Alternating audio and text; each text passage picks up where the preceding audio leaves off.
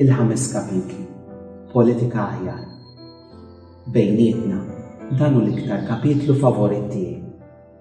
F'soċjetà li qed tkun iktar kritika lejn il-politika u l-politiku, f'dan il-kapitlu il-Papa jagħtina viżjoni ta' kif għandu jkun politiku tajjeb.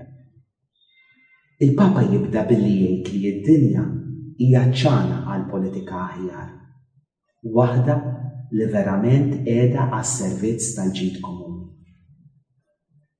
Kap politiku veru huwa dak li kapaċi jaqra l-ħsibijiet tal-poplu li qed imexxi u li jinterpreta dak li verament qed jiġri fis-soċjetà u li jaqgħad il-poplu viżjoni waħda ta' fejn għandu jasal, mibnija fuq il-ġid komuni. F'dan il-kuntest kulħadd għandu jingħata l-opportunità li jkabbar il-ħiliet u t-talenti tiegħu. U f'din is-sitwazzjoni wkoll, u dan għandu jkun ukoll l-impenn prinċipali tal-politiku, huwa x-xogħol. Ix-xogħol huwa parti essenzjali tal-ħajja soċjali tagħna. Mhux biss mezz biex naqgħu l-għajxin tagħna, imma mezz ta' kif aħna nikbru b'mod personali. U hawnhekk il-Papa jikkritika l-approċċ liberali li jaħseb li kollox jaqaf postu waħdu, dik li hu isejħilha trickle-down approach. Dan qatt ma jseħħ. Irid ikun hemm l-azzjoni tal-bniedem li tiskura li s-soċjetà tkun waħda ekwa u ġusta, fejn id-dinjità tal-bniedem tkun fiċ-ċentru ta' kollox. U hawnhekk tidħol l-importanza tal-politika u l-politiku. Il-Papa jgħid li d-dinja ma tistax tiffunzjona mingħajr il-politika, imma hawnhekk ukoll il-Papa jagħtina ċertu kriterji fejn hu jara l-politika bħala vokazzjoni. Tiftakru meta tkellimna bħala l-business ħafna drabi nikkritikaw in-negozju, nikkritikaw il-politika. Ma l-Papa jgħidilna li hemm dimensjonijiet tajba ta' dawn l-aspetti, basta dawn jitħaddmu fuq ċertu kriterji. U ħansemmuha kif il-politika tista' tkun vokazzjoni. L-ewwel kriterju. Il-politika m'għandix tkun suġġetta għall-ekonomija. L-interessi ekonomiċi m'għandhomx jiġu qabel il-ġid komuni jew is-soċjetà, imma l-ekonomija għandha twassal għal dawn u s-saħħa dawn l-aspetti. It-tieni prinċipju jew kriterju. Il-politika m'għandix tkun iffokata fuq l-immedjat, imma fuq il-ġid komuni, dak li jintlaħaq wara tul ta' żmien. U hawnhekk forsi nistgħu nagħtu eżempju konkret ta' dak li qed iseħħ f'pajjiżna fejn aħna nitkellmu fuq l-iżvilupp.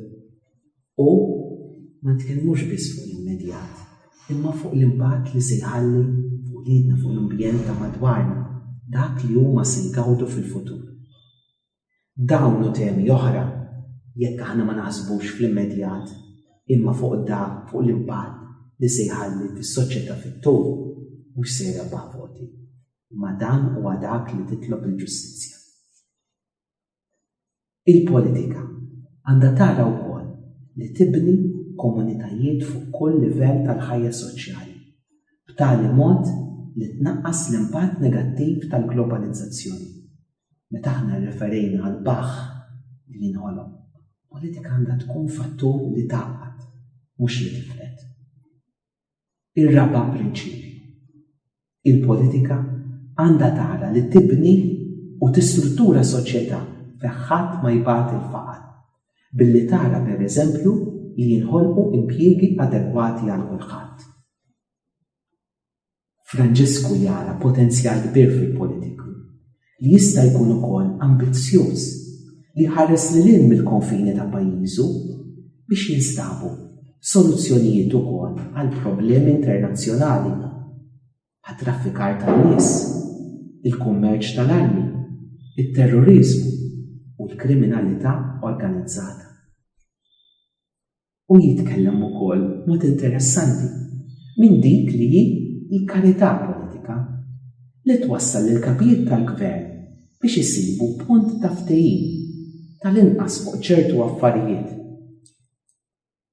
Skont il-Papa, il-politiċi għandhom jiskopru l-umanità tagħhom li twassalhom għal atti ta' tieba lill-oħrajn, fejn il-politika ma tkunx mezz biex jakkwistaw il-poter, imma biex iħobbu lill-oħrajn.